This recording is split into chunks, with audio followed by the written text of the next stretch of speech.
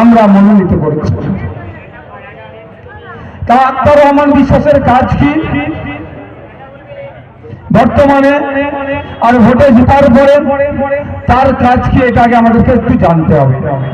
আপনাদের জানিয়ে রাখি, এখন আক্তার রহমান বিশ্বাস ইন্ডিয়ান সেকুলার ফ্রন্টের মনোনীত প্রার্থী, কিন্তু আপনারা যখন তাকে জিতিয়ে পার্লামেন্টে যাবেন, সে তখন আর শুধুমাত্র আইএসএফে থাকবে না, সে টোটাল সন্দেশখালী সহ বসিরহাট লোকসভার মানুষের চা পাওয়া অভিযোগ, অভাব অভিযোগ যেগুলো আছে, সে তৃণমূল করতে পারে, সে বিজেপি করতে পারে, সে সিপিএম করতে পারে, সে কংগ্রেস করতে পারে, আইএসএফকে ভোটও দেয়নি, তার দেখার বিষয় নয়, মানুষের কণ্ঠ হয়ে পার্লামেন্টে গিয়ে মানুষের হয়ে কথা বলবে।